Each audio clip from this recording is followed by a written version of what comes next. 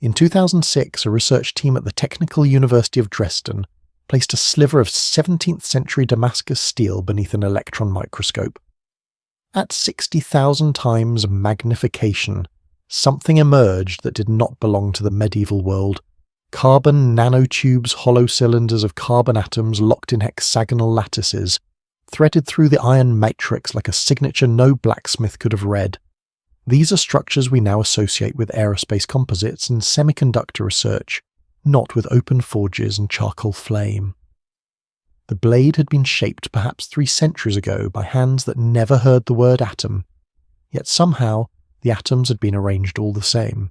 How does a process that predates microscopy produce a result that requires one to be seen? Tonight we follow the traces of what ancient hands built and what we cannot yet understand, not to prove a hidden history, not to dismantle a standing one, only to hold certain objects and surfaces up to the light and notice what that light reveals. We will move through forges and quarries, through submerged stone terraces, off the coast of Japan, and walls in the Peruvian highlands fitted so tightly that a razor's edge cannot pass between the joins. We will sit with contradictions that have no clean resolution, and let the questions remain open the way a good question should. There is a strange discomfort that arises when a material outlives its explanation.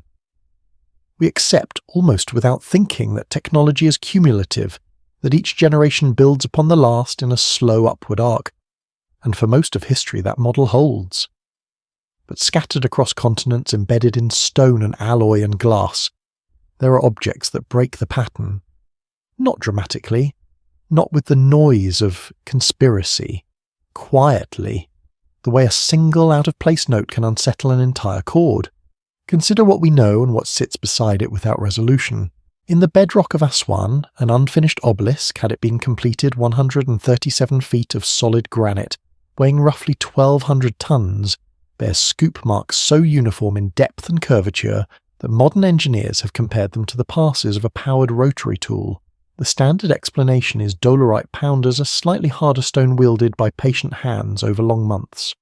Perhaps that is all it was, but the cuts are smooth, where pounding should leave roughness, and fluid, where manual strikes should stutter. The surface does not entirely agree with the story we tell about it. In a display case in the British Museum, a 1600-year-old Roman glass goblet called the Lycurgus cup appears green in reflected light and deep translucent red when lit from behind. For centuries no one could explain the shift. Modern transmission electron microscopy revealed the answer: nanoparticles of gold and silver, each roughly 70 nanometers across, dispersed through the glass with a consistency that would challenge a modern nanofabrication lab. Was it an accident, a fortunate contamination that happened to produce a precise optical effect? Perhaps. But that word accident begins to strain under repetition when we find comparable nanoscale features in metallurgy from India. Ceremonial alloys from Colombia and stained glass from medieval cathedrals, each separated by centuries and oceans, each arriving at a result that modern science can describe, but that the makers themselves by every account could not have seen. This is not a story about proof. Proof would require certainty, and certainty is precisely what these objects resist. What they offer instead is dissonance, a gap between the tools a civilization is believed to have possessed and the tolerances their finished work displays. In some cases, the gap is small, explainable by exceptional skill and generations of patient refinement. The steam engine, after all, preceded the formal science of thermodynamics. Vaccination preceded germ theory. Mastery does not always wait for comprehension, but in other cases the gap is wide enough to be unsettling. Ancient bore holes in Egyptian granite exhibit spiral tool marks, suggesting feed rates and pressures that modern machinists associate with diamond-tipped rotary equipment. Inca walls at Sacsayhuaman interlock in complex three-dimensional geometries, blocks exceeding 100 tons, carved from andesite and diorite, fitted with a fidelity that modern profilometry measures in fractions of a millimetre, and yet no chisel marks appear on the mating surfaces. Roman harbour concrete has endured 2,000 years of salt water not because it resists time, but because its lime microstructure continues to react with seawater, growing new calcite crystals that seal every crack as it forms. It is in a quiet way a self-repairing material, a concept our own engineers are only now pursuing with synthetic polymers. And then there is the question beneath the question, the one that may matter more than how. If such capabilities existed, whether by accident, by instinct refined across centuries, or by methods we have not yet identified, why did they disappear? The carbon nanotube lattice in Damascus steel vanished from the world by the 18th century when trade routes shifted and the original Indian Wootz ingots became unavailable. The recipe for Roman concrete was lost for nearly 1500 years. The Antikythera mechanism, a mechanical computer capable of predicting eclipses with extraordinary accuracy, appears once in the archaeological record around the 1st century BCE, and then not again for over a millennium. Each of these losses arrived not through dramatic destruction, but through the quiet erosion of tacit knowledge master to apprentice generation to generation, until one day the chain simply broke, and the skill became legend. That fragility is part of the story tonight, not as a warning dressed in dramatic language, but as a fact. Knowledge held only in human hands is only as durable as the continuity of those hands, and when we look at these ancient objects, a blade, a cup, a wall, a harbour floor, we may be looking not at the ordinary output of their era, but at the last surviving fragments of something larger, something whose full shape we can no longer see. So we begin where the evidence is most tangible, in the grain of the metal, in the surface of the stone, in the faint atomic arrangements that outlasted the civilizations that made them. We follow each trace not toward a conclusion, but toward a clearer view of the question itself, and the first trace leads us to a quarry in the Egyptian desert, where granite still holds the marks of a process no one has been able to fully reproduce. The quarry that never finished. The morning light at Aswan falls in flat sheets across the granite. By midday the stone is too hot to touch, and the air above the bedrock shimmers like water that isn't there. It was here on the eastern bank of the Nile, south of modern Cairo, that someone began to carve the largest single piece of stone ever attempted in the ancient world. The unfinished obelisk still lies in its trench, partially freed from the bedrock on 3 sides, abandoned before it could be lifted. Had it been completed, it would have stood roughly 137 feet tall and weighed an estimated 1,200 tons, the equivalent of 3 fully loaded Boeing 747s carved from one continuous block of granite. The fact that it was never raised is in some ways beside the point. What matters more is what the quarry walls still show, and what they show is difficult to reconcile with the tools we believe were available. Run your hand along the trench walls and you would feel a surface that is unexpectedly uniform. Not rough, not jagged in the way stone fractures when struck by another stone. The channels surrounding the obelisk display long, sweeping scoop marks consistent in depth, consistent in curvature, repeating at regular intervals as though guided by something mechanical. Modern engineers who have examined these grooves have compared them to the passes of a powered rotary tool, the kind of cut left by a large drum grinder, moving at a steady feed rate across a hard surface. Egyptology's standard explanation attributes the work to dolerite pounders, balls of a slightly harder igneous rock that labourers would have lifted and dropped hour after hour, slowly pulverising the granite into shape. The quarry does contain discarded dolerite balls, and the explanation is plausible in principle. But the question is not whether such tools existed. The question is whether they can fully account for what the surface actually looks like. In the 1990s and early 2000s, several experimental archaeology projects attempted to replicate the Aswan cuts using dolerite pounders and sand abrasives on comparable granite. The results were instructive but incomplete. The pounders did remove material slowly with great effort, but the impressions they left were irregular pitted, marked by the chaotic geometry of impact fracture. They did not produce the smooth, parallel, almost fluid grooves visible in the quarry itself. Some researchers noted this discrepancy and moved on, attributing the difference to the greater skill or patience of ancient workers operating over longer timescales. Others paused. The gap between experimental results and surviving evidence was not trivial, and it sat in the data like a weight that had not been accounted for, small enough to set aside but persistent enough to return whenever the question was revisited. There is also the matter of scale. The trench surrounding the obelisk is not a few inches deep. In places it descends more than 2 meters into solid granite, with walls that remain remarkably vertical and even across their entire length. Removing that volume of material by hand pounding alone would have required, by some estimates, hundreds of thousands of man-hours.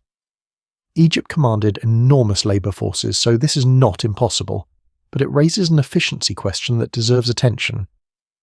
If the scoop marks were the product of slow percussive impact, we would expect to see variation places where workers tired, where shifts changed, where the angle of the pounder drifted with fatigue. Instead, the grooves maintain a steadiness that suggests either extraordinary discipline sustained across vast stretches of repetitive labour, or a different mechanism altogether, one that has not survived in the record. None of this proves the use of advanced machinery. It is important to hold that distinction clearly because the quarry offers not proof, but dissonance, a space between what the known tools can produce and what the finished surface displays. That space may eventually be closed by new experiments, by the discovery of intermediate techniques, by insights we simply have not yet had. Or it may remain open, a question the granite asks and does not answer. What the quarry also offers, and this is sometimes overlooked, is context. The unfinished obelisk was not a singular vanity project. Aswan was an industrial quarry supplying granite for temple sarcophagi and monumental architecture across Upper and Lower Egypt for centuries. Whatever process created those scoop marks was not the invention of a single genius working alone. It was part of a system, a workflow, a tradition of material engagement that operated across generations, and was understood well enough to be applied reliably at enormous scale. And yet, at some point, the work stopped. The obelisk was abandoned most likely because a crack appeared in the granite during extraction. The workers left, and the quarry fell silent. What they did not leave behind were the instructions. No diagram survives that explains the sequencing of cuts. No manual describes the tools in any engineering detail. What we have is the stone itself, and the marks upon it, and the quiet challenge they pose to anyone who tries to reproduce them, using only the toolkit we currently assign to that period of Egyptian history. There is one more detail worth holding before we leave Aswan. The style of these quarry marks, the deep parallel grooves, the uniform scooping is not unique to this site. Similar tool signatures have been noted at Pumapunku, in the Bolivian Altiplano, in the megalithic foundations at Baalbek in Lebanon, and in certain pre-dynastic granite surfaces elsewhere in the Nile Delta. These sites are separated by thousands of kilometres, and according to conventional chronology by thousands of years. The resemblance may be coincidental. Different processes can sometimes leave similar traces, but the pattern is there, quiet and recurring, and patterns, even unresolved ones, are worth noticing before we decide what they mean. The obelisk remains where it has always been, half-born from the bedrock face, up to a sky it was never meant to see from that angle. It is the largest piece of shaped stone in the ancient world that never moved, and perhaps what it tells us most clearly is not what the ancients achieved, but how much of what they achieved we have yet to understand.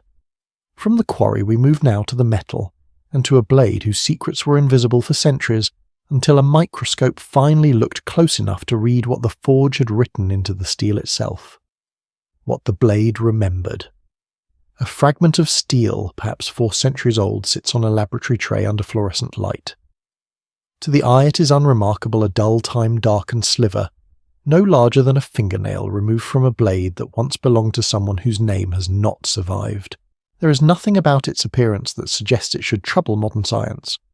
But when the electron beam passes through it at 60,000 times magnification, the image that forms on the screen changes the conversation entirely. Threaded through the iron matrix like veins through a leaf are carbon nanotubes, hollow cylinders of carbon atoms arranged in hexagonal lattices, each one measured in billionths of a meter. These are structures that modern laboratories began synthesizing only in the 1990s under controlled atmospheric conditions using chemical vapor deposition and precisely calibrated thermal environments. And yet here they are locked inside a blade forged in an open workshop with charcoal and bellows centuries before anyone knew atoms existed. This is Damascus steel, and its reputation long preceded the microscope's confirmation.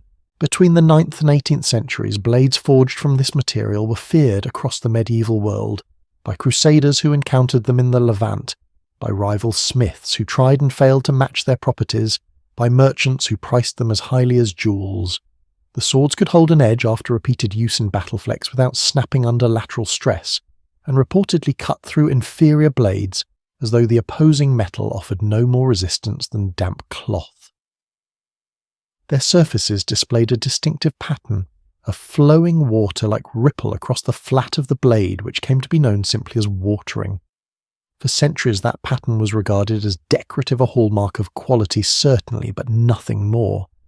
It was not until metallurgists in Dresden in 2006 examined authentic 17th century specimens under transmission electron microscopy that the source of both the pattern and the performance became visible.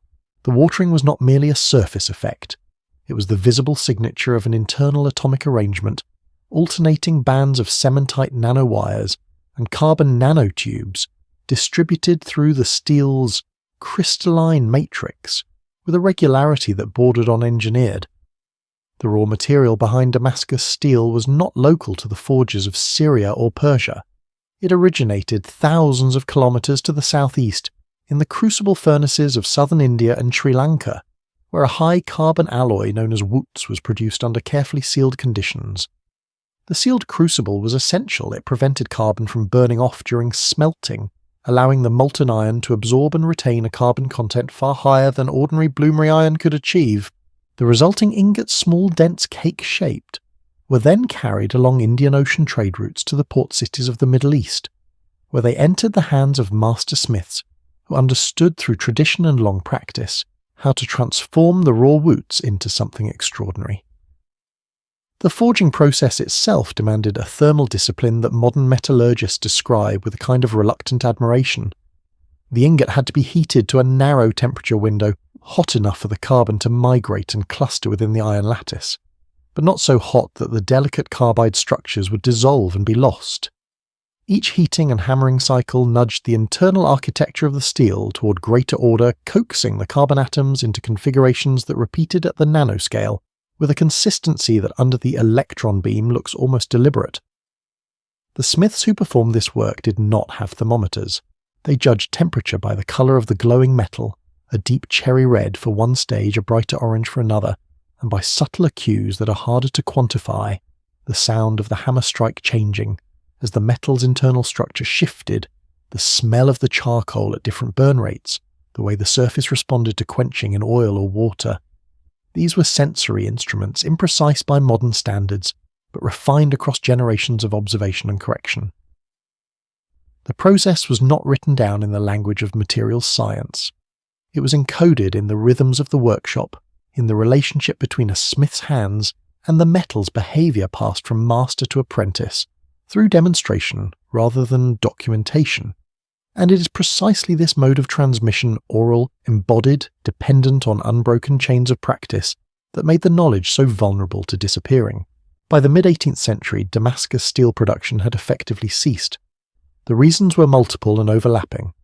The specific ores that produced woots with the right trace elements, vanadium, tungsten and other impurities that played a critical role in catalyzing the nanotube formation, became scarce, as mines were exhausted or trade routes shifted under colonial pressure. The last generation of smiths who understood the full thermal sequence aged and died, and their apprentices working with different ingots and incomplete instruction produced blades that looked similar on the surface, but lacked the internal nanostructure that had given the originals their extraordinary properties. European metallurgists, fascinated by the legend, attempted to reverse engineer the process throughout the 19th century. They produced pattern-welded steel that mimicked the visual watering, and this is what is sold today under the name Damascus, but under the microscope the copies are structurally inert. The carbon nanotubes are absent. The cementite nanowires do not form. The blades are decorative echoes of something whose molecular heart has gone quiet. What unsettles researchers is not simply that the nanotubes existed, but that they existed with such consistency across multiple surviving blades from different periods and presumably different workshops. If this were a one-time accident, a single lucky combination of ore and temperature, it might be easier to set aside. But the recurrence suggests a process that was understood well enough to be repeated, even if that understanding was framed in sensory and traditional terms rather than scientific ones. The Dresden team's 2006 reproduction succeeded in generating similar nanotubes in a laboratory setting, but only with the assistance of modern analytical instruments to monitor the thermal cycling in real time. The ancient smiths achieved comparable results by feel alone, and they did so reliably enough for the blades to sustain a commercial reputation across centuries and continents. That reliability is the detail that refuses to settle neatly into the category of accident, and it is the detail that draws us forward, because Damascus steel, it turns out, is not the only ancient material whose atomic structure tells a story the makers themselves could never have read. The next trace leads us beneath the sea to a place where stone, not metal, holds its shape in ways that the ocean floor was never supposed to allow, the geometry beneath the waves. How long does stone remember its shape when the ocean is working against it? Sandstone, given enough time and enough current, surrenders its edges. Salt water enters every fissure, every grain boundary, and slowly disaggregates what was once solid into something rounded and soft. This is the ordinary physics of coastal erosion, patient, directionless, governed by entropy. It is the reason most submerged rock formations look like what they are: stone being unmade by the sea. And it is also the reason that what lies off the southern coast of Japan's Yonaguni Island has troubled geologists and archaeologists in equal measure since a local diver first encountered it in 1987. Because the structure on the seabed does not look like stone being unmade. It looks from almost every angle like stone that was once deliberately shaped and then swallowed by rising water, before anyone thought to record what it was. The site sits at a depth of roughly 5 to 30 metres spread across an area comparable to a city block. Its features are immediately striking even in poor visibility. Massive platforms rise from the seabed in stepped tiers, each level flat and horizontal, separated by vertical faces that drop with an abruptness you do not typically find in natural submarine geology. Long straight channels run parallel to one another across the upper surfaces, as though marking pathways or drainage lines. At the base of the main structure, a broad flat plaza extends outward, bordered on two sides by what appear to be low walls, and along the western face a series of steps ascends from the ocean floor toward the top of the formation, each riser roughly the same height, each tread roughly the same depth, repeating with a uniformity that the eye interprets instantly as intentional. There is also a feature that divers have come to call the stage a raised rectangular platform at the summit, isolated from the surrounding rock in a way that suggests it was either carved free or constructed as a separate element. Nearby, a large upright stone slab stands at an angle that does not match the natural bedding plane of the surrounding sandstone, facing a specific compass direction, as though marking an entrance or sight line that once meant something to someone standing above the waterline. Marine geologist Masaki Kimura, who spent more than 2 decades studying the site through repeated dives and sonar mapping, concluded that the structure is at least partially artificial, shaped by human hands, though perhaps built upon a natural geological foundation. His analysis pointed to features that he argued could not be explained by fracture mechanics alone. The consistent step heights, the right angle, intersections of horizontal and vertical planes, the presence of what he interpreted as tool marks along certain edges, and the overall coherence of the layout, which he compared to the stepped platforms found at megalithic sites on dry land across the Pacific and Southeast Asia. Kimura's dating placed the structure's construction before the end of the last ice age, when sea levels in the region were more than 30 metres lower than they are today.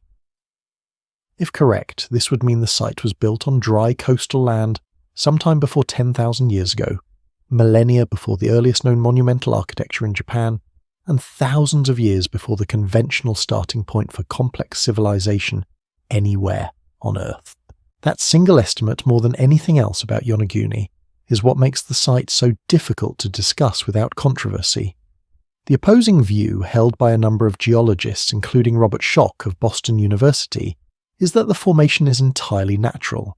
Sandstone in this region of the Ryukyu archipelago is known to fracture along well-defined horizontal and vertical joint planes, producing angular stepped formations that can appear strikingly geometric without any human intervention.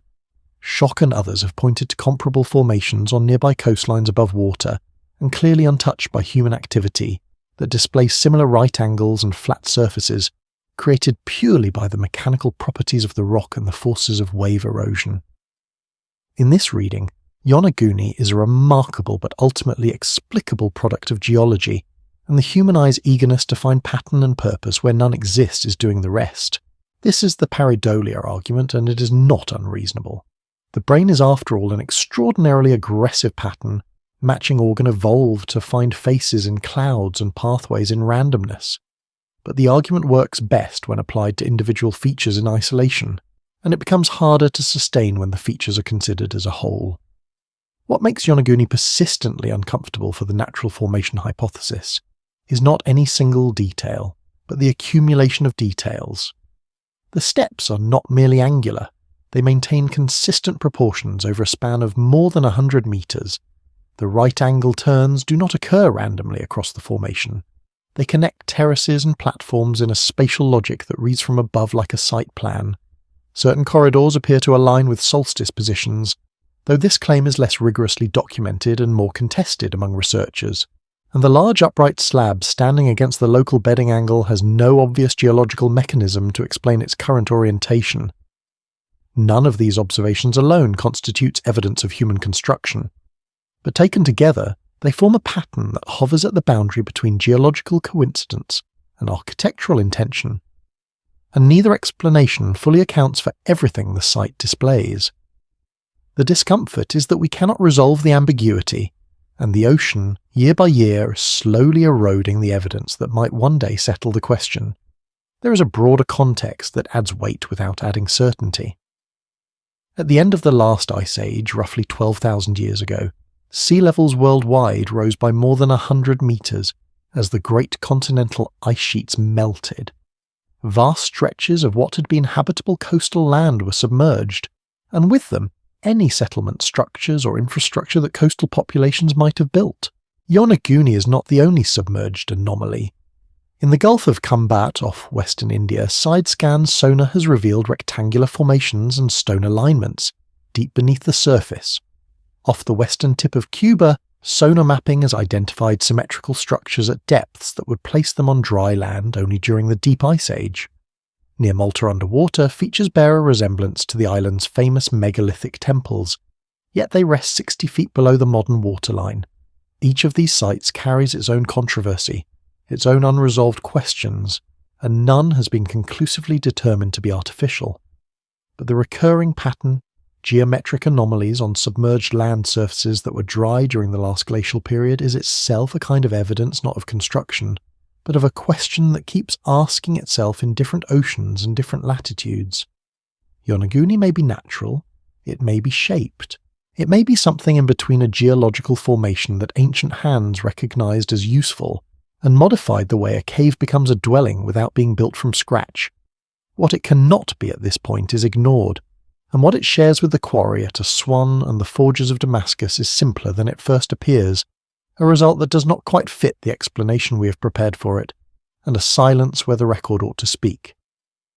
That silence grows louder when we leave the ocean and climb to the high plateau of the Andes where stone was not merely cut, but fitted with a precision that modern engineers still struggle to reproduce, even with tools the original builders never had. The walls that refuse to explain themselves, at 3,700 meters above sea level, the air over Cusco thins to a point where breathing requires conscious effort, and the light takes on a clarity that makes every edge sharper than it ought to be.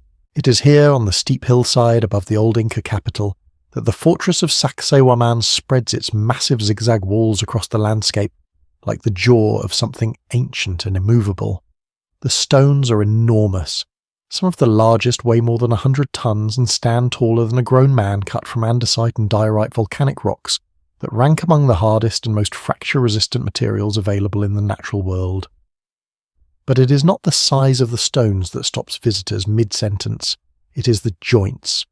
Where one block meets another, the fit is so precise, so flush, so seamlessly continuous, that a razor blade cannot be inserted into the seam.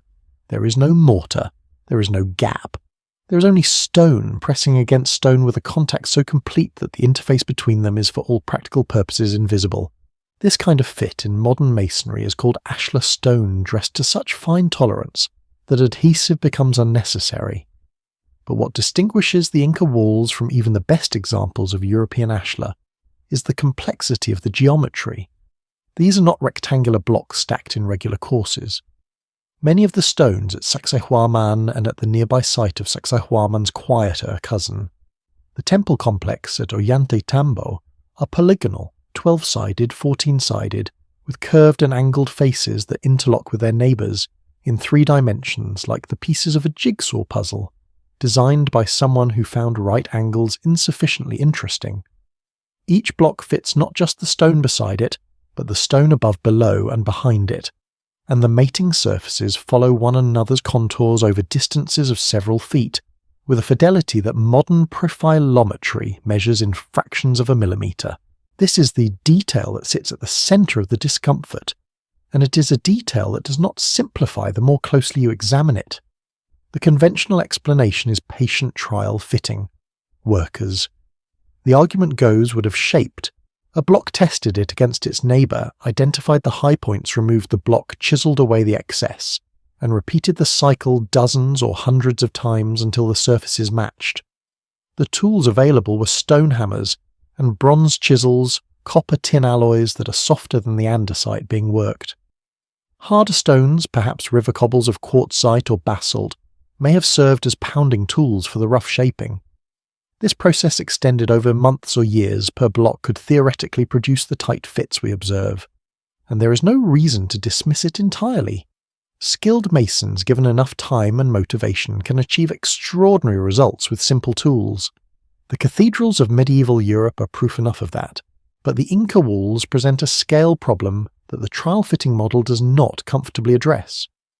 Sacsayhuaman alone contains stones estimated to number in the thousands, many of them individually massive, each one uniquely shaped to interlock with its specific neighbours. If each stone required hundreds of fitting cycles, the total labour investment becomes staggering. Not impossible for a state-level civilization commanding corvée labour, but pushing the boundaries of what the timeline allows given the relatively brief florescence of Inca imperial power before the Spanish arrival in the 1530s. There is another observation that complicates the picture further. In many of the finest Inca walls, the mating surfaces show no chisel marks.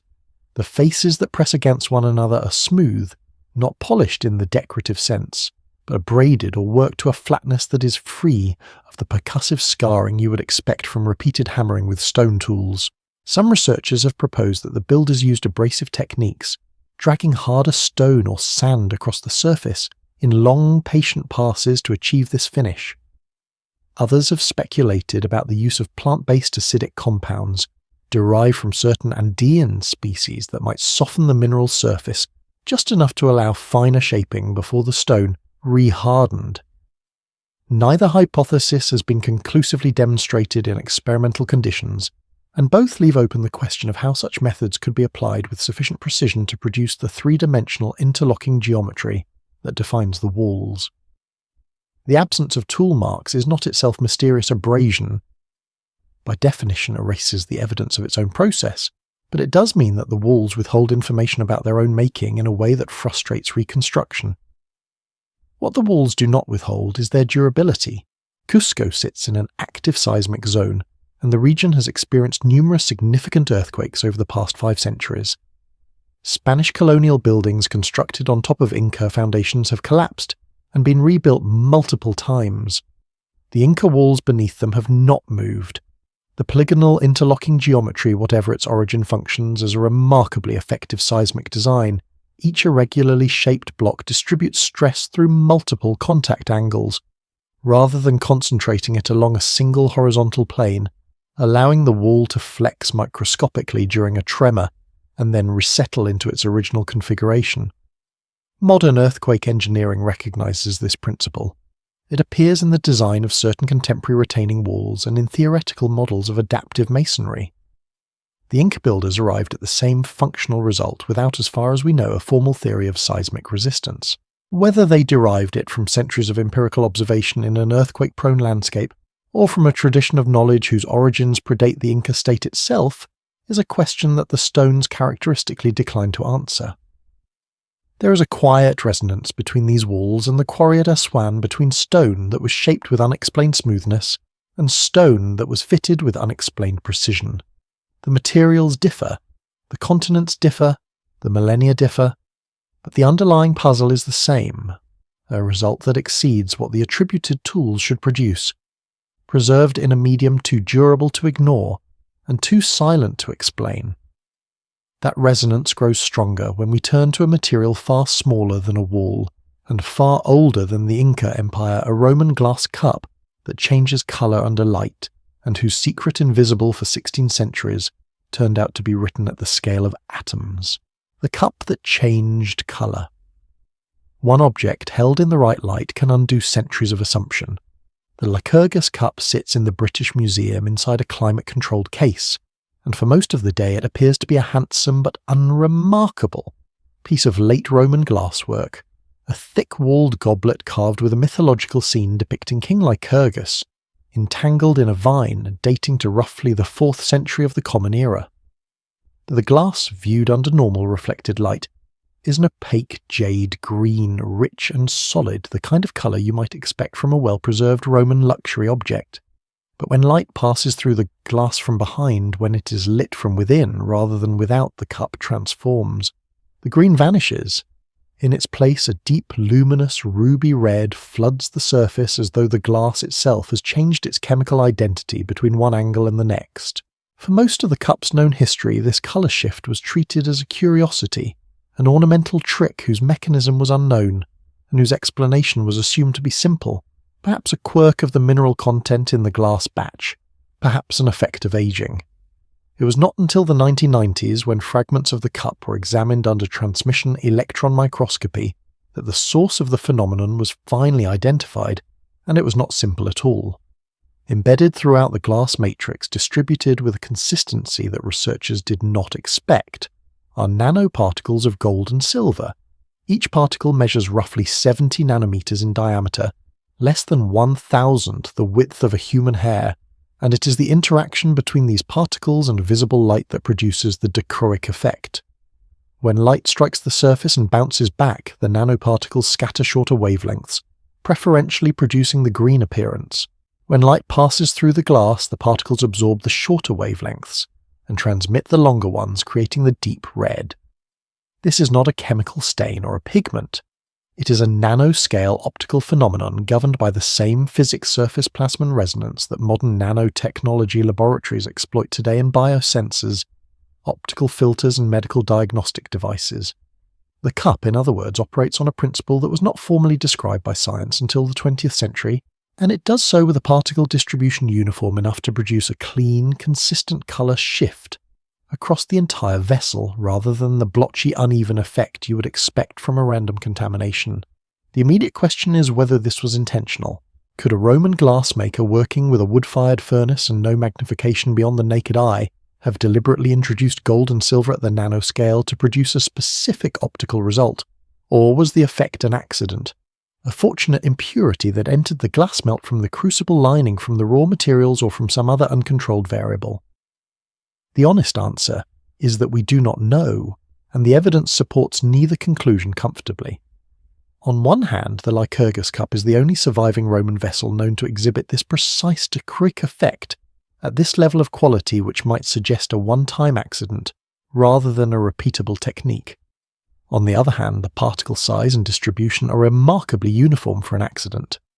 Modern attempts to reproduce the effect through random contamination produce inconsistent results, patches of colour rather than the smooth whole vessel transformation the cup displays. If it was accidental, it was an accident of extraordinary precision, and that phrase by now has become a recurring theme in this investigation. There is a wider context that makes the cup harder to isolate as a singular anomaly. Medieval stained glass windows in European cathedrals, produced 1,000 years after the Lycurgus cup, also contain metallic nanoparticles, gold, silver and copper, suspended in the glass matrix at sizes between 10 and 100 nanometers. These particles are what give certain cathedral windows their famously vivid reds and golds colours that remain saturated after 800 years of exposure to sunlight and weather, while modern glass pigments often fade within decades. The medieval glassmakers, like the Roman glassmaker before them, almost certainly did not understand the nanoscale mechanism behind their results. But they knew through long practice and closely guarded workshop traditions that adding certain metallic compounds to the melt under certain thermal conditions would produce colours of exceptional depth and permanence. They were in effect performing nanotechnology by recipe, following procedures whose outputs they could see and refine, even though the underlying physics was invisible to them, and would remain so for another 5 or 6 centuries. This pattern mastery of a result without comprehension of its mechanism is not unique to glasswork. It echoes the Damascus steel forges where thermal cycling produced carbon nanotubes that the smiths could not see but whose effects they could feel in the blade's performance. It echoes the Roman concrete harbours where a specific hot mixing technique with volcanic ash produced a lime microstructure that continues to react with seawater and heal its own cracks. 2,000 years later, a self-repairing behaviour that modern material scientists have only recently begun to engineer deliberately using synthetic polymers. In each case, the ancient craftsperson arrived at a result that modern science can now explain, but that modern industry in some respects still struggles to match. The knowledge was empirical rather than theoretical, embodied rather than documented, and precisely because of that embodiment it was fragile. When the tradition broke, when the workshop closed, the master died, the trade route shifted, the result vanished even though the underlying physics had not changed at all. The Lycurgus cup is a single object.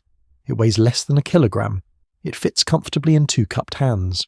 And yet it contains embedded in its glass at a scale no Roman eye could have perceived a demonstration of optical physics that aligns with principles we formalized only in the last 100 years. Whether that demonstration was planned or stumbled upon, it belongs to a growing catalogue of ancient materials whose internal structure tells a story more complex than the external record can support. And it is that growing catalogue, that accumulation of quiet, unresolved dissonances, that invites a necessary pause. Because for every detail that resists easy explanation, there is a counter-argument that deserves an honest hearing. The next chapter belongs to those counter-arguments not to dismiss the mystery, but to test whether it holds its shape under pressure the way the stones and metals have held theirs. The case for patience and accident. Perhaps the simplest explanation is the correct one. Perhaps what we have been tracing across quarries and forges beneath the sea and inside museum glass is not evidence of lost knowledge at all, but evidence of something more familiar and in its own way more remarkable. The sheer depth of what human patience practiced over generations can achieve with simple tools and no formal theory. This is the position held by a significant portion of mainstream archaeology and material science, and it deserves to be heard not as a dismissal but as a discipline and necessary weight placed on the other side of the scale to test whether the mystery still balances. The first argument is straightforward and powerful. Skilled labour given enough time produces results that look impossible to anyone unfamiliar with the process. A modern woodworker using hand planes can achieve surface flatness comparable to a machine jointer, not because the hand plane is secretly advanced, but because the technique repeated, corrected, refined, over thousands of passes converges on precision through sheer iteration. The same principle scaled up and extended across lifetimes could account for much of what we find in ancient stonework. The Inca walls at Sacsayhuaman in this reading are not mysterious. They are the product of a civilization that valued stone fitting as a sacred and political act, that allocated enormous labour forces to the task, and that refined its trial-fitting methods across centuries of continuous practice in an earthquake-prone environment where tight joints were not ornamental but structural necessities. The absence of chisel marks on the mating surfaces does not require exotic explanation. Abrasive finishing with sand and harder stone naturally erases the evidence of earlier rougher shaping. The polygonal geometry, far from being an unsolvable puzzle, may have been a deliberate seismic adaptation developed empirically by builders who had lived through enough earthquakes to understand in practical, if not theoretical terms, that irregular interlocking shapes distribute stress better than uniform rectangular courses. None of this requires lost technology. It requires only time, motivation, and a cultural commitment to excellence that modern observers accustomed to speed and efficiency may underestimate. The second argument concerns the nanostructures, the carbon nanotubes in Damascus steel, the gold, silver nanoparticles in the Lycurgus cup, the self-healing lime crystals in Roman concrete. In each case, the atomic scale features that so impress modern analysts were almost certainly not the product of intentional nanoscale engineering. They were emergent properties results that arose naturally from specific combinations of raw materials, thermal conditions, and processing sequences that the craftspeople controlled at the macro level, without any awareness of the micro-level consequences. Carbon nanotubes form spontaneously under certain high-temperature, high-carbon conditions.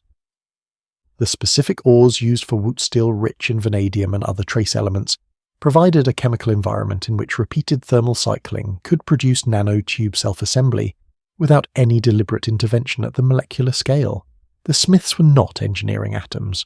They were controlling fire, and the atoms arranged themselves. Similarly, the nanoparticles in Roman glass may have entered the melt as unintentional contaminants from the crucible or the raw silica, and the optical effect while striking may have been a happy surprise rather than a designed outcome. The fact that only one vessel, the Lycurgus cup, survives with this precise quality might support the accident hypothesis more than the mastery hypothesis. If the technique had been understood and repeatable, we would expect to find more examples, and we do not. The third argument is about pattern recognition itself, and it cuts closer to the bone. The human brain is an extraordinary engine for finding structure in noise. We see faces in rock formations, animals in cloud banks, and intentional design in geological fractures. The pareidolia objection applies not only to Yonaguni, where the stepped sandstone may genuinely be the product of natural joint plane erosion, rather than architectural planning, but to the broader project of connecting disparate ancient sites into a single narrative of lost knowledge. Aswan and Pumapunku and Baalbek may share certain superficial similarities in their toolmarks, but they belong to different cultures, different millennia, and different geological contexts. The resemblance between their quarry grooves may reflect nothing more than the limited number of ways that hard stone can be removed from bedrock by any method, ancient or modern. To draw a line between them and call it a pattern is to risk mistaking coincidence for connection, and that risk is real. Archaeology is littered with theories that began with suggestive parallels and ended in overreach, and the responsible position is to treat each site on its own evidential merits, rather than weaving them into a tapestry that may exist only in the mind of the weaver. These are serious objections, and none of them should be waved aside. The patience argument explains a great deal. The emergent property argument explains more. The pareidolia caution is a necessary corrective for anyone drawn to mystery.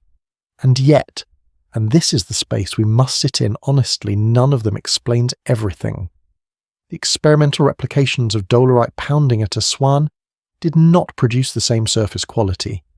The consistency of nanotube distribution across multiple Damascus blades from different workshops suggests something more reliable than a single accident.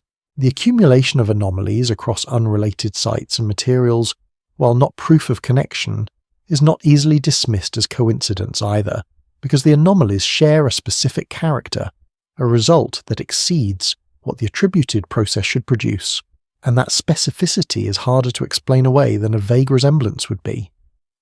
The skeptical position accounts for most of the evidence most of the time, and that is its strength. Its limitation is the residue it leaves behind, the small persistent fraction of observations that do not quite fit that remain, after every reasonable explanation has been applied, like a door that closes almost flush, but not entirely letting a thin line of light through the frame. It may be that future research will close that gap completely, providing mechanisms we have not yet considered that account for every anomaly within the conventional framework.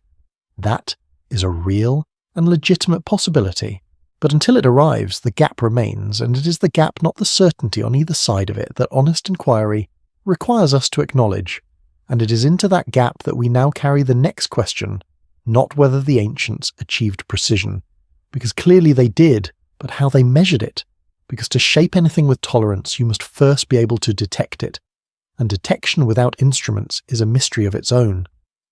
Measuring what the eye cannot see. A carnelian bead from the Indus Valley, roughly 4,000 years old, rests in a museum drawer in Delhi. It is smaller than a fingertip, deep red orange, polished to a warm luster that has not faded across the millennia. Through its centre runs a hole less than 1 millimetre in diameter, drilled perfectly straight through the full length of the stone, with walls so smooth and uniform that the bore appears under magnification to have been cut by a fine modern drill bit, rather than by anything available in the 3rd millennium before the Common Era. The bead is not unique. Thousands like it have been recovered from Harappan sites across the Indus Basin, and the drilling quality is consistent enough across the collection to suggest not a single gifted artisan, but a standardized production process, a workshop tradition that could reproduce sub-millimeter precision, reliably and at scale. To drill a hole this fine in a stone this hard, carnelian sits at 7 on the Mohs scale. Harder than steel requires not only an effective cutting tool, but something equally essential and far less often discussed, a way of knowing whether the hole is straight while you're still making it. Precision without measurement is blind repetition. The question is not only how the Harappan craftspeople drilled, but how they verified. This is the quieter half of the ancient precision puzzle, and it tends to receive less attention than the dramatic megaliths and legendary blades because measurement leaves almost no archaeological trace. A cutting tool, if made of stone or metal, might survive. A measuring instrument, especially one made of wood cord or bone, almost certainly will not. And yet measurement is the prerequisite for everything else. You cannot fit 2 stones to sub-millimeter tolerance without a way of detecting where the high points are. You cannot drill a straight bore without a reference line.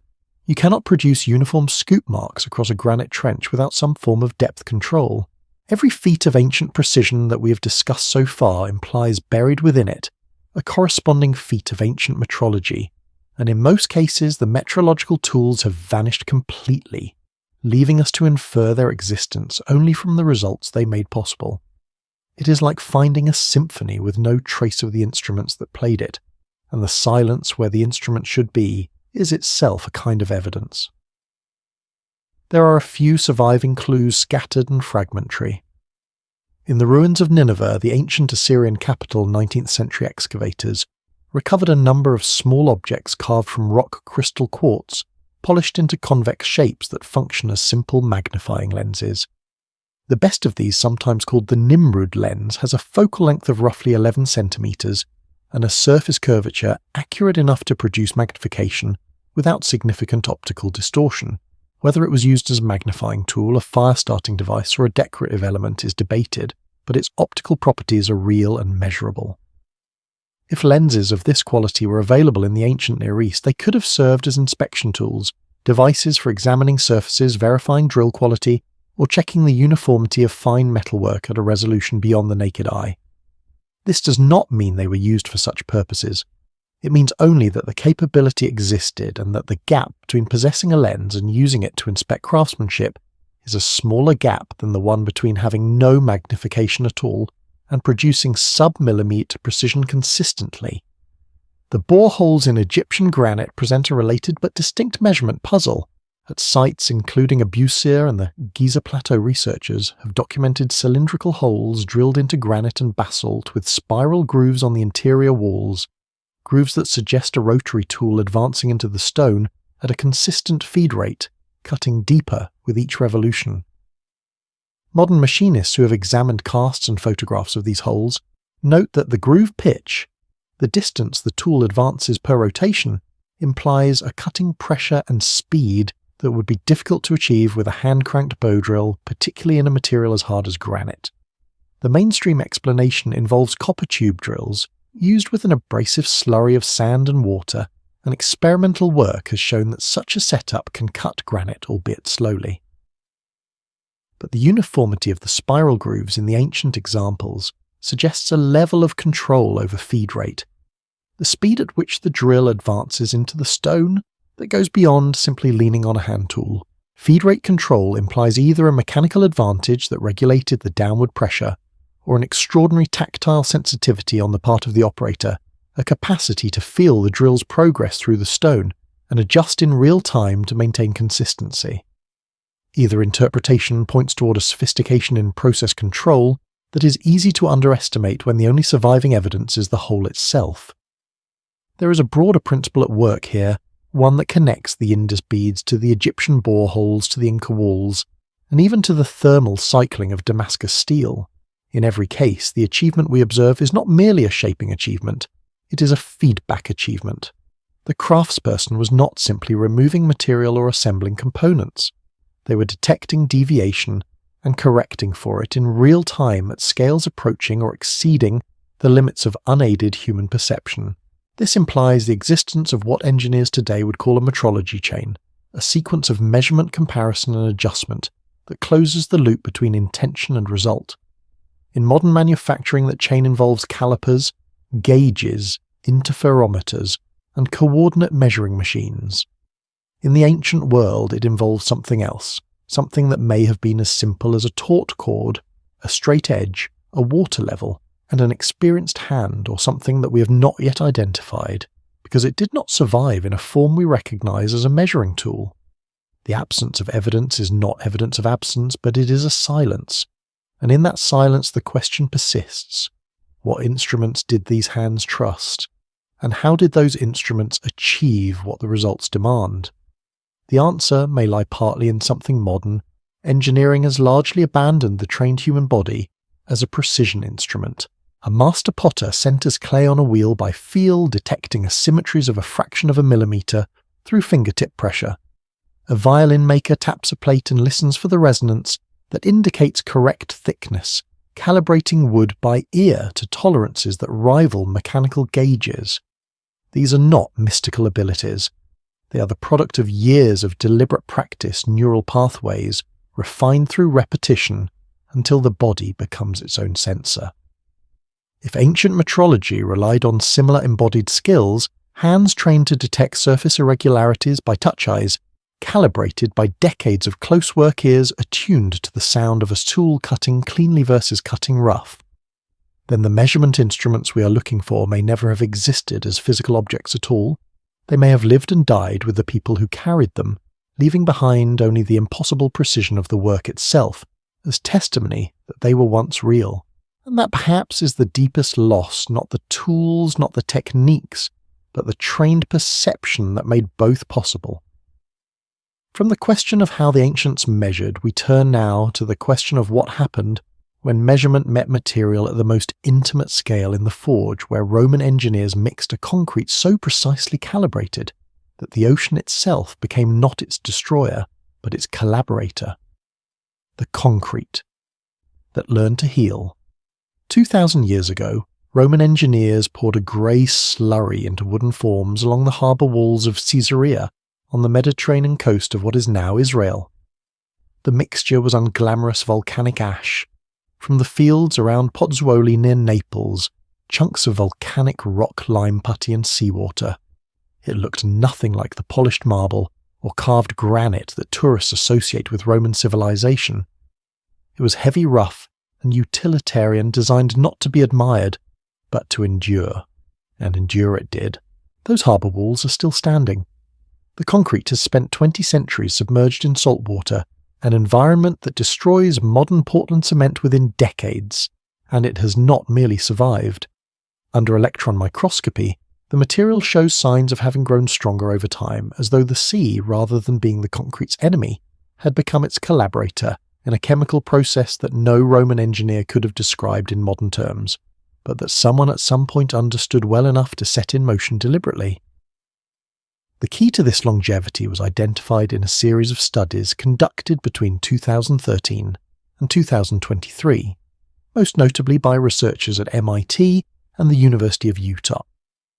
When they examined thin sections of Roman marine concrete at high magnification, they found something that was not present in the original mix, but had formed afterwards a mineral called aluminous tobamorite growing in plate-like crystals within the concrete matrix. Tobamorite is a rare mineral in nature. It forms under specific conditions of temperature, pressure, and chemical environment, and its presence in the concrete indicated that a slow, ongoing reaction between the volcanic ash, the calcium-rich lime, and the dissolved salts in seawater had been producing new crystalline material for centuries. This reaction did not weaken the concrete. It strengthened it because the tobamorite crystals grew preferentially in voids and micro-cracks, precisely the weak points where modern concrete fails. The Roman material was in effect using seawater to repair itself, filling its own fractures, with new mineral growth in a process that modern materials scientists would recognize as autonomous self-healing.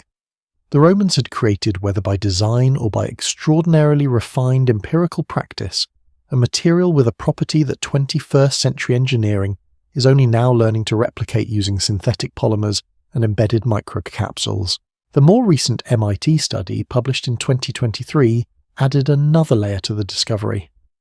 The team found that the Roman concrete contained small white mineral inclusions, limeclasts, that had previously been dismissed as evidence of sloppy mixing, as though the Roman builders had failed to fully combine their ingredients.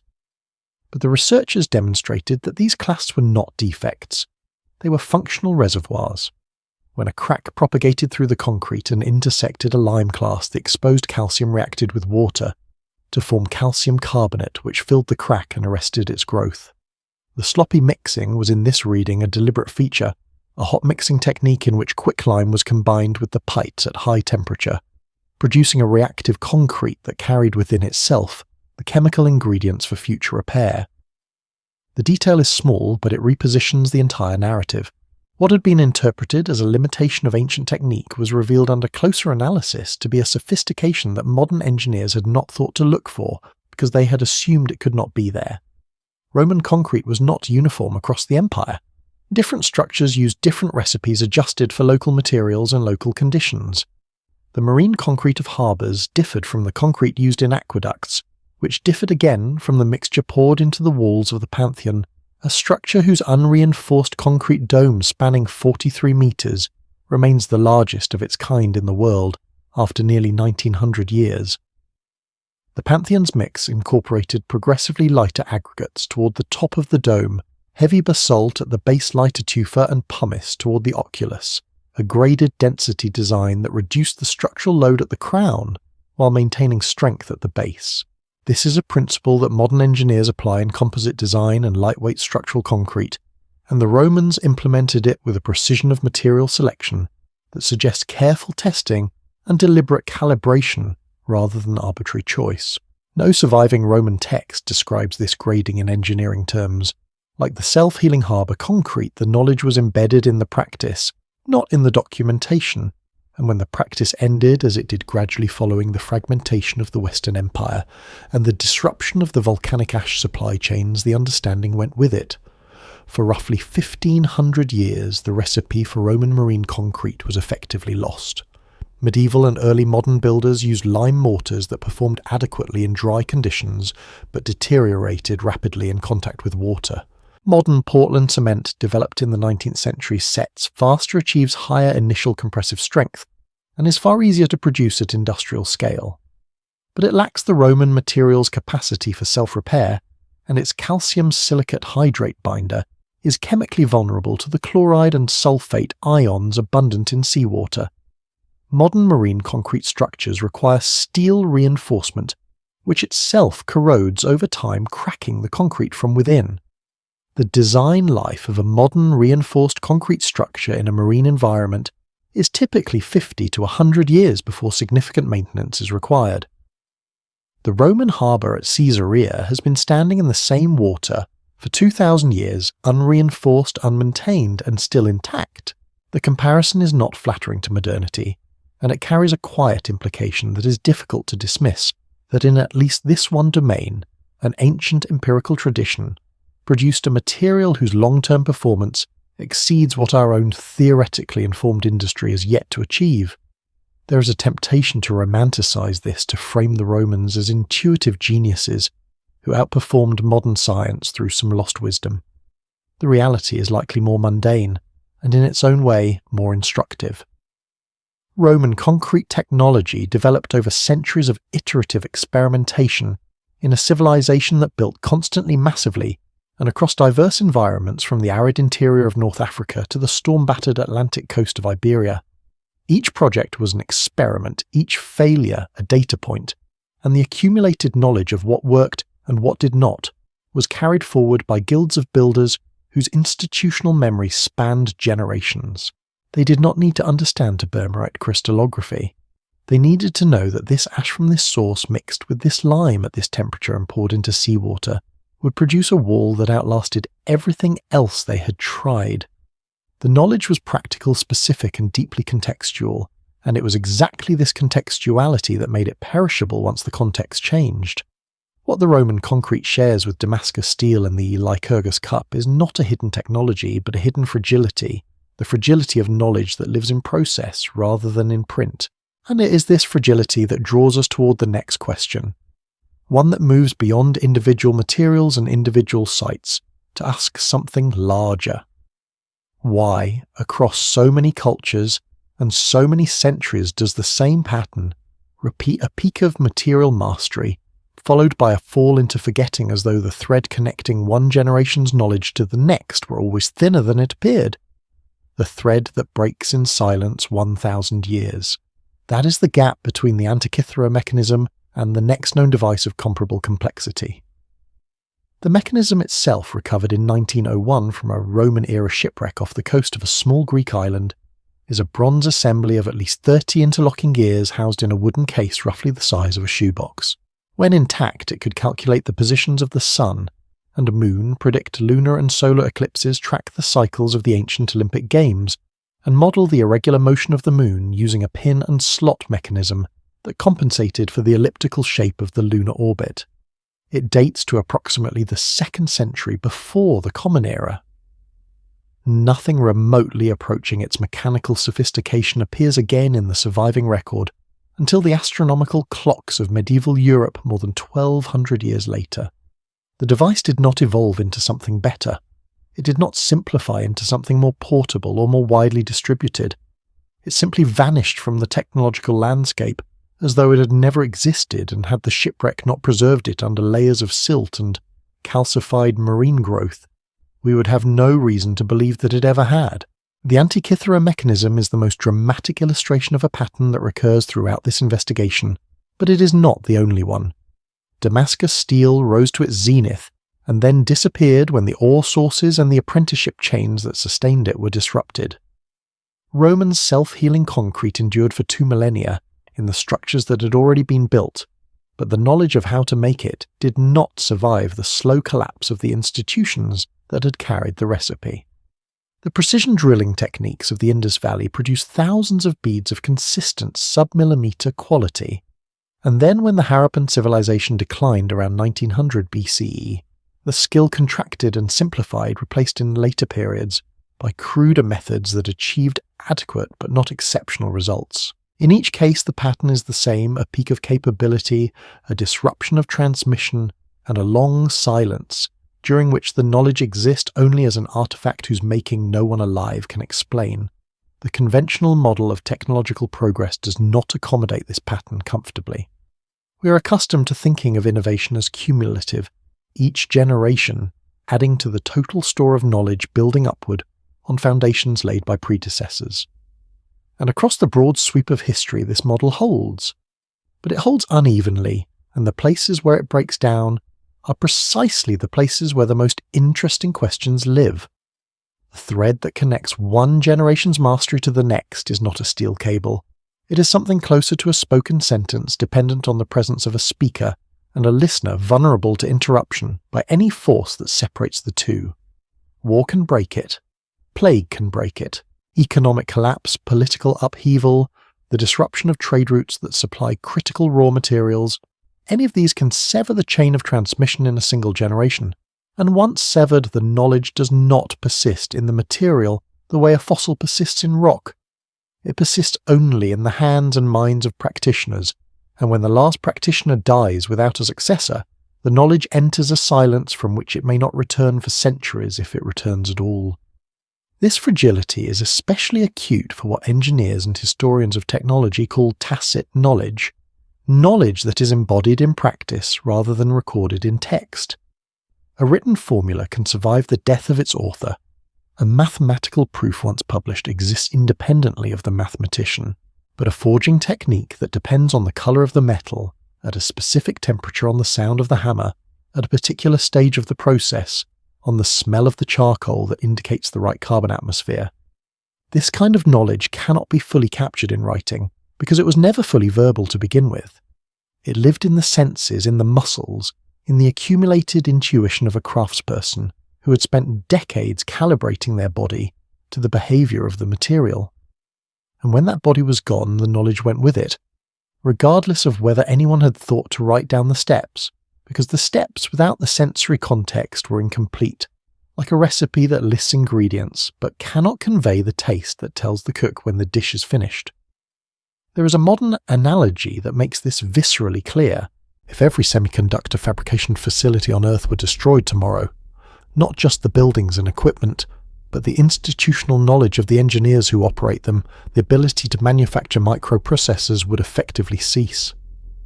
The theoretical physics behind transistor design would survive in textbooks. The broad principles of photolithography would remain documented. But the practical capacity to etch silicon at the nanometer scale, to maintain the cleanroom conditions, to calibrate the hundreds of interrelated process variables that separate a functional chip from a useless wafer, all of that would be lost within a single generation, because it exists primarily in the tacit knowledge of the people who do it. Within a century, the surviving chips would be artifacts without explanation. Within a millennium, they might be considered evidence of a lost civilization's incomprehensible mastery, just as we now regard the Antikythera mechanism or the nanotube-laced blades of Damascus. The parallel is not comfortable, but it is precise, and it carries an implication that extends beyond archaeology into the present tense, that our own knowledge, for all its documentation and digital redundancy, remains more fragile than we like to admit. The Antikythera mechanism sits today in the National Archaeological Museum in Athens behind glass-corroded green, its gears fused by 2,000 years of submersion. It cannot be operated. It cannot be fully replicated without modern precision machining that its original makers did not possess in any form we can identify. It is in the most literal sense a message from a past whose capabilities exceeded what the surviving record would lead us to expect, and its silence, the 1,000-year silence that followed it, is not empty. It is full of the sound of threads breaking, of workshops closing, of masters dying with their secrets still in their hands. That silence is the real subject of this chapter, and it is the same silence that surrounds every anomaly we have examined so far, a silence not of absence but of loss. From the question of how knowledge disappears, we turn now to the question of whether it ever truly does, because in a few rare cases the lost technique has resurfaced not through rediscovery of the original process, but through modern science, arriving independently at the same result and recognizing with a start that someone had been there before. Arriving at the same place. Twice. What does it mean when a laboratory in the 21st century staffed with doctoral researchers and equipped with scanning electron microscopes arrives at a material solution that a workshop reached centuries earlier using fire and instinct? It is not proof of ancient science in the modern sense. It is not evidence that blacksmiths understood crystallography, or that Roman builders wrote equations for calcium silicate hydration. But it is something, and that something is harder to name than it ought to be. It sits at the boundary between coincidence and convergence, between accident and pattern, and it recurs often enough across unrelated domains that ignoring it requires a kind of effort that noticing it does not. The most documented case is the one we have already touched, the 2006 reproduction of Damascus steel nanostructures at the Technical University of Dresden. The team led by physicist Peter Pöffler succeeded in generating carbon nanotubes within a steel matrix using thermal cycling techniques calibrated with the aid of modern analytical instruments, monitoring temperature in real time, controlling atmospheric carbon content, adjusting cooling rates based on continuous spectroscopic feedback. Their result was a genuine achievement of modern material science, and yet when they placed their laboratory sample beside a cross-section of an authentic 17th century blade, the nanostructures were effectively identical. The same hollow carbon cylinders, the same cementite nanowire networks, the same alternating band structure that gives the steel its characteristic combination of hardness and flexibility. The medieval smith had no spectroscope. The medieval smith had no thermocouple. The medieval smith had colour, sound, smell, and the inherited memory of a tradition refined across generations. And the medieval smith had arrived at the same destination by a different road centuries earlier. Pöffler himself noted the result, with a candour unusual in academic metallurgy, acknowledging that the ancient process, while empirically derived, had achieved an outcome that his own team could match but not surpass using the full apparatus of contemporary science. A less famous but equally instructive example stands in the open air of Delhi, in the courtyard of the Quwwat-ul-Islam Mosque. The iron pillar of Delhi has been standing there for more than 1600 years, a solid shaft of wrought iron over 7 meters tall, weighing approximately 6 tons exposed to the monsoon rains and the dry, dusty heat of the North Indian plain in continuous alternation. By every expectation of conventional metallurgy, it should have rusted through centuries ago. Iron in open atmosphere subjected to wet, dry cycling corrodes aggressively, and yet the pillar's surface shows only a thin, stable layer of oxidation, a passive protective film that has prevented deep corrosion for the better part of 2 millennia. When modern metallurgists analysed this film, they found it consisted of a compound called misaweat, a crystalline iron oxyhydroxide containing an unusually high proportion of phosphorus. The phosphorus, it turned out, came not from any deliberate additive, but from the specific ores used in ancient Indian iron smelting ores that were naturally phosphorus-rich. During the forging process, the phosphorus distributed itself through the iron matrix and migrated to the surface over time, forming a stable, self-renewing barrier against further oxidation. Modern corrosion scientists recognized the mechanism immediately. It was a form of passivation, the same principle used today in stainless steel and in phosphate coatings applied to industrial metal components. The ancient Indian smelters had not set out to create a corrosion-resistant alloy.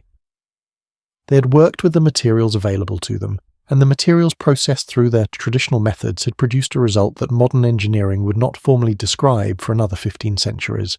The pattern extends beyond metallurgy.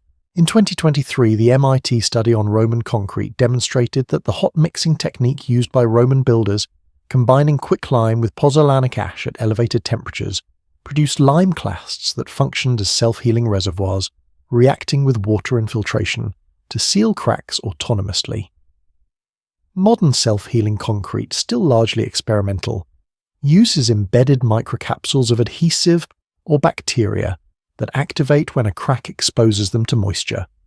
The principle is the same, the mechanism differs, but the functional outcome, a material that repairs its own structural damage over time without human intervention, was achieved by the Romans using methods that modern materials science has only recently learned to replicate with deliberate theory-driven design. The Romans did not know why their concrete healed. Modern engineers know exactly why theirs does, and yet the Roman version has been working continuously for 2,000 years, while the modern version remains in the testing phase. What these convergences suggest is not that the ancients possessed modern science in disguise, but something subtler, and in some ways more profound, that there are pathways to material mastery that do not require theoretical understanding to reach their destination. The human body, trained through long practice, can detect and respond to material behavior at a level of sensitivity that produces results equivalent to those achieved through formal measurement and calculation. The smith's eye reading the color of heated metal, the builder's hand feeling the calcium oxide, heat response during concrete, mixing the potter's fingertip, sensing a deviation of a fraction of a millimeter on a spinning wheel. These are not primitive substitutes for instruments.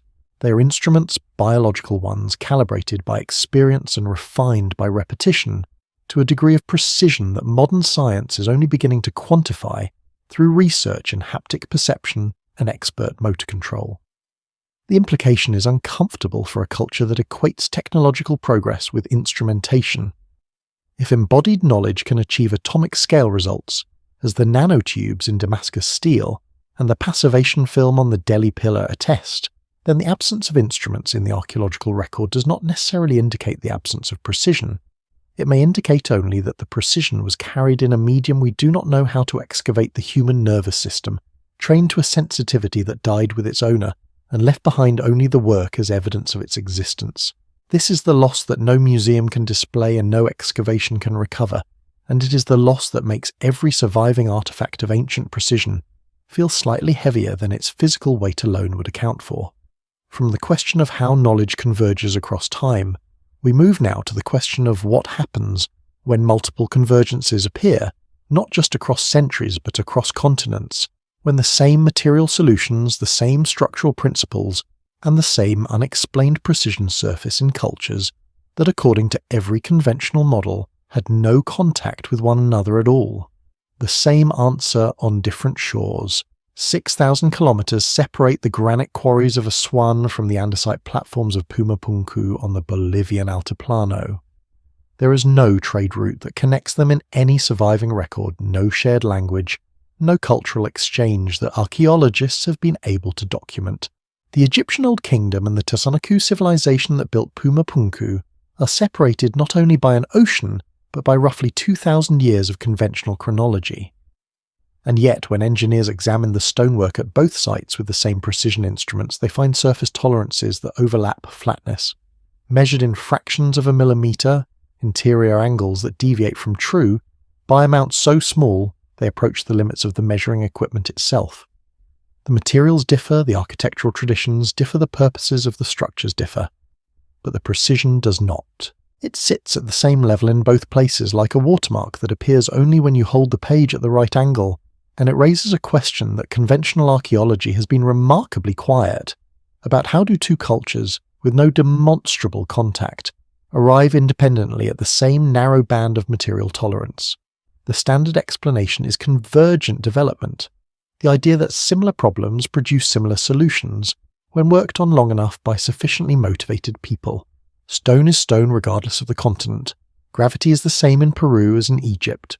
The properties of andesite and granite, while not identical, impose comparable constraints on anyone attempting to shape them with precision, and it is possible that independent groups of skilled workers, given centuries of practice and strong cultural incentives, would converge on similar levels of craftsmanship, simply because the physics of the material permits nothing finer without a fundamental change in tooling.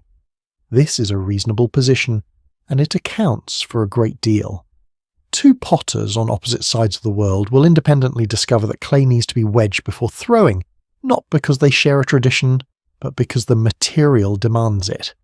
Convergent solutions are real, and they are common in the history of technology. But the convergence at Pumapunku and Aswan is not a convergence of method, it is a convergence of tolerance, and tolerance is a more specific signature than technique. Two cultures might independently learn to cut stone. That they would independently achieve the same submillimeter flatness on different materials, using different tools in different geological conditions, is a narrower coincidence, and it becomes narrower still when the same tolerance appears at a third site and a fourth. At Sacsayhuaman, the interlocking walls achieve a fitting precision that profilometry places in the same range. At Baalbek, the megalithic foundation stones the trilithon blocks, each weighing in excess of 800 tons, display a surface preparation that, while less studied than the Egyptian or Peruvian examples, has been noted by visiting engineers for its unexpected uniformity. In the Serapeum at Saqqara granite sarcophagi weighing 60 to 70 tons each show interior, surface flatness and perpendicularity. That independent measurements have placed within thousandths of an inch, tolerances that would be considered respectable in a modern machine shop working with calibrated equipment.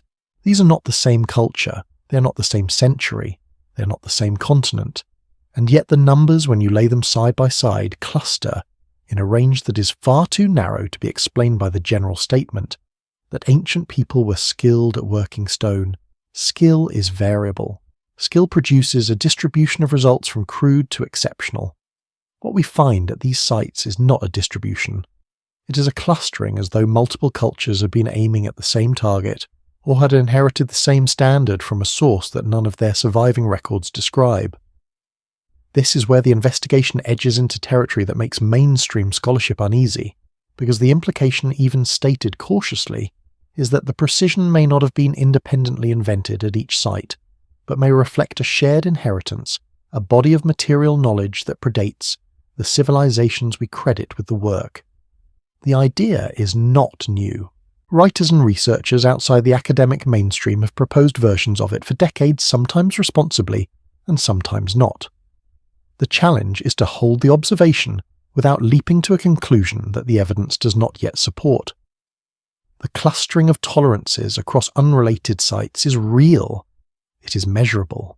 It is documented by engineers and metrologists whose professional credibility depends on the accuracy of their measurements. But measurement is not explanation. The clustering could reflect convergent development under similar physical constraints. It could reflect a shared ancestry of technique transmitted through routes we have not yet identified. It could reflect something else entirely, a property of the materials themselves that imposes a natural ceiling on achievable precision regardless of method. A ceiling that different cultures approached from different directions but could not exceed. Each of these explanations is possible. None of them is proven. And the honest position, the position that respects both the evidence and its limits, is to hold all three in mind without collapsing prematurely into any one of them. There is one more thread worth noting before we draw this investigation toward its close. The cross-continental pattern is not limited to stonework.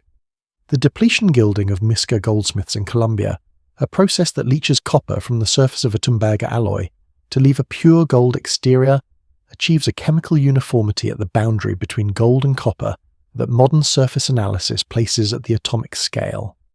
A comparable precision in surface layer manipulation appears in the gilding techniques of ancient Chinese bronzes and in the mercury amalgam gilding of Roman statuary.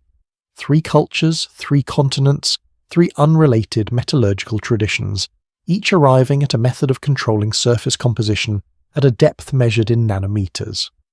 Again, convergent development may explain it. Again, the convergence is specific enough to give one pause. The pause is not a conclusion. It is an acknowledgement that the pattern exists and that its explanation remains genuinely open, a door that has not been closed from either side. What we carry forward into the final chapter is not an answer, but a collection of Waite's observations that sit on the scale and resist being removed, not because they prove a lost civilization or a hidden technology, but because they prove that our understanding of what the ancient world could achieve is at the very least incomplete. And incompleteness honestly acknowledged is not a weakness of inquiry. It is the condition that makes further inquiry necessary. What the silence holds. 1,000 years from now, someone may hold a microchip between their fingers and wonder how it was made. The silicon will still be there, stable, inert, enduring in the way that stone and metal endure. But the knowledge of how to etch its circuits, how to dope its semiconductor layers with precision, measured in atoms, how to align the photolithographic masks that patterned its transistors at a scale smaller than the wavelength of visible light, all of that may be gone. Not because it was secret, but because it was complex, distributed across thousands of specialists and hundreds of institutions, encoded in processes that required continuous practice to maintain and continuous infrastructure to support. If the chain broke, if the fabrication plants went dark and the engineers who operated them did not pass their knowledge forward, the chip would become an artifact, without an explanation, a small flat stone etched with patterns too fine to see sitting in a future museum beside a label that read, "Method of manufacture unknown." This is not speculation. It is the lesson that every chapter of this investigation has in its own way been teaching. The Antikythera mechanism's gears corroded to silence beneath the Mediterranean for 2,000 years, while the world above forgot that such a device had ever been possible. The carbon nanotubes in Damascus steel continued to hold their hexagonal lattices long after the last smith who knew how to forge them had been buried. The Roman harbour at Caesarea went on healing its own cracks, decade after decade, century after century, while the recipe for the concrete that made it possible faded from living memory and did not return for 1,500 years. In each case, the material outlasted the knowledge, and the gap between the two, between the thing that survived and the understanding that did not, is the space where this entire documentary has been quietly sitting. We have not proven that a lost civilization existed. We have not demonstrated that ancient builders possessed technology equivalent to our own. These are claims that the evidence as it currently stands does not support with the certainty that such claims would require. What we have done is something smaller and perhaps more useful. We have gathered a series of observations, measurable, documented, reproducible, that do not fit comfortably within the narrative we currently use to describe the ancient world's capabilities.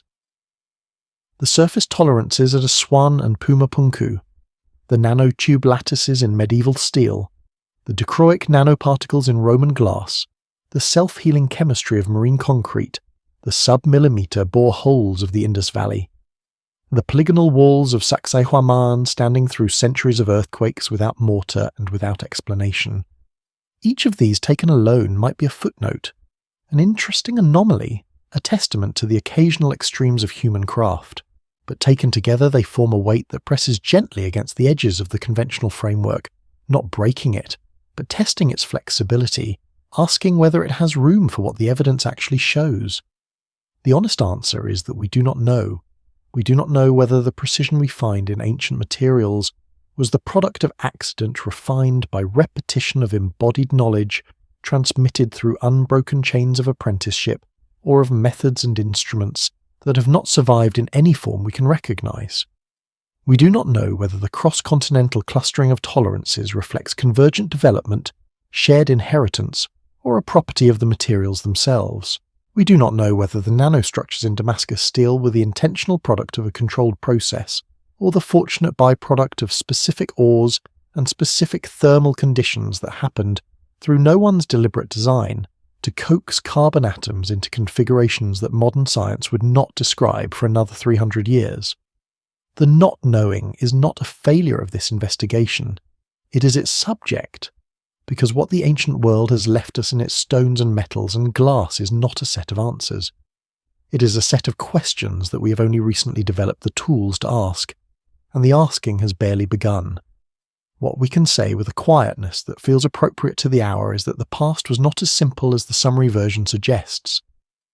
That hands working without electricity, without digital measurement, without the theoretical framework of modern physics, achieve results that modern hands equipped with all of these sometimes cannot match. That knowledge is more fragile than the materials it shapes, and that the loss of knowledge is not a dramatic event but a slow, silent process. A thread thinning in the dark until it parts and no one notices, until the next hand reaches for it and finds only air. The stones remain, the blades remain, the glass remains, and in their remaining they hold a space open not for answers we have not yet earned, but for the willingness to look more closely, measure more carefully, and admit without discomfort that the story of what human hands have built is longer and stranger and less complete than any single telling can contain. The silence is not empty. It is full of what we have not yet learned to hear. That sliver of steel is still there in a laboratory tray somewhere in Dresden, or perhaps it has been returned to its drawer in a museum archive where the air is kept dry and the light is kept low. It weighs almost nothing. You could lose it in a coat pocket, and yet locked inside its grain in the carbon lattices too small for any medieval eye to have witnessed, is an arrangement of atoms that took modern science the better part of 3 centuries to name, and longer still to reproduce. The blade it came from once belonged to someone. It was forged for a hand balanced for a grip, sharpened for a purpose that has long since passed out of living memory. What remains is not the purpose, but the precision held in place by bonds between carbon and iron that have not shifted since the day the metal cooled. The smith is gone. The workshop is gone. The tradition that connected one to the other is gone. The atoms have not moved, and perhaps that is the quietest lesson of everything we have followed tonight. Not that the past held secrets, but that it held knowledge, and that knowledge, unlike stone, unlike metal, unlike glass, does not survive on its own. It requires a carrier, a voice, a hand, a living memory that chooses each day to keep the practice whole and pass it forward. When that carrier falters through war, through famine, through the slow forgetting that accompanies every civilization's ordinary aging, the knowledge enters a silence that the material cannot break. The granite at Aswan still bears its scoop marks, but it cannot tell us what shaped them. The walls at Sacsayhuaman still hold, but they cannot explain why no chisel scar appears on their mating faces. The Lycurgus cup still shifts from green to red when the light changes, but it cannot describe the hands that stirred nanoparticles into the melt, whether by design or by a chance so precise it mimics intention. These objects are not mute because they have nothing to say. They are mute because the language they were made in the sensory-embodied handed-down language of craft does not fossilize. It lives only as long as someone is speaking it. And then it is air. We did not arrive tonight at a conclusion, and that is not a failure. The questions we carried from quarry to forge to ocean floor are not the kind that close neatly. They are the kind that settle into the background of your thinking and stay there, not demanding resolution, but refusing to disappear entirely. That is their nature. They belong to the long category of things we have measured precisely enough to know they are real, but not yet understood well enough to explain. And there is no hurry. The stones have waited thousands of years. The blades have held their nanotubes in silence for centuries. The concrete in the harbour walls is still healing, still growing its slow crystals in the dark saltwater patient beyond any human definition of the word. Whatever these things have to teach us, they are not going anywhere. The question will be here tomorrow, and the year after, and the century after that, waiting for the instruments, or the intuition, or the simple willingness to look more closely that might one day bring the answer into focus. For now, it is enough to have looked. It is enough to have held the question gently without forcing it into a shape it did not want to take. And it is enough to let it rest here in the quiet that follows a long walk through unfamiliar rooms where the objects on the shelves are older than the explanations we have written for them, and the dust on the surfaces has been settling longer than any living hand remembers. Let your breathing slow, traveller. Let the weight of ancient stone and ancient metal become a weight that holds you rather than one that asks anything of you. The questions will keep. The silence between them is not empty. It is restful the way deep water is restful when you stop swimming and simply float. The atoms in the blade have not moved. Not. The crystals in the harbour wall are still growing, and you here in the dark are part of the same long story, not because you must understand it, but because you are in it the way a single breath is in the wind. Let that be enough. Let the night carry what the day could not resolve. And if somewhere in the hours ahead you dream of hands shaping stone by firelight of metal cooling into patterns no one asked it to hold, let the dream be soft and let it take its time, and let it leave no mark that needs explaining in the morning.